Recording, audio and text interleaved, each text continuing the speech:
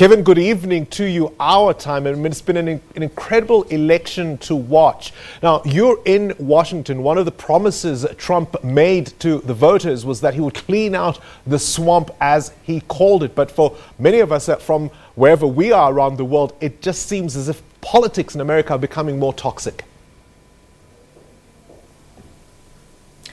Yes, that's right. And certainly for millions of Americans currently casting their votes across the country, this will be their first opportunity to give their verdict on this divisive president's first 2 years in the Oval Office. And we're already seeing record early voting numbers, 30 million plus. So turnout is looking like it could set a new standard for the midterms, which are normally, in terms of the electorate, rather sleepy affairs. You could not say that about this midterm session. The country is electrified, and mainly because of one man, and the one man who is not on the ballot, Donald Trump. He has deliberately run on cultural issues for this midterm election, as we just heard, focused on immigration, crime, violence. You know, his opponents have accused him of fear-mongering in a desperate attempt to try and motivate his base and beyond to get out there and make sure that he clings to some form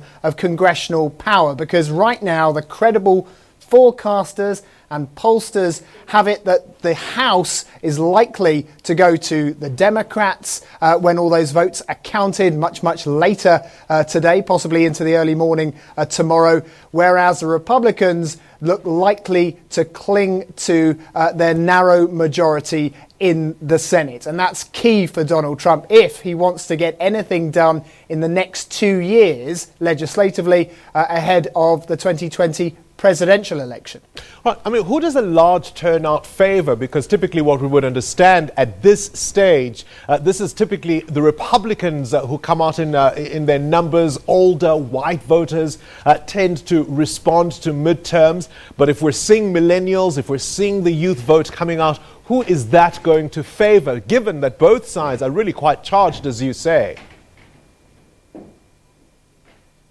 Well, typically speaking, the older voter tends to side with the Republican Party, and certainly the numbers in the likes of Florida, you're seeing an early turnout among those older electorate. But when you talk about the youth, the millennial, the Gen Xers, they are expected to be coming out for the more progressive Democrat candidates within this election.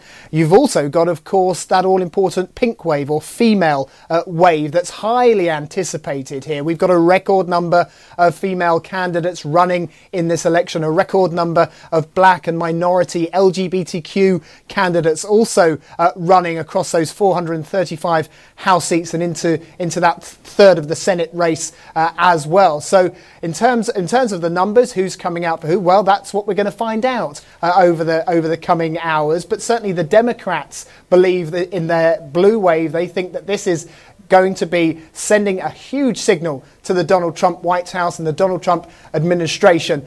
Remember, just the day after Donald Trump won that surprise victory of the United States presidency, we saw that record women's march the next day. That was 1 million plus women and men came out in effect to march against Donald Trump and the values of Donald Trump, which to this day divide the United States. Will that translate into votes to punish him? Well, the pollsters believe that's exactly what's going to happen in terms, certainly, of the House chamber of Congress.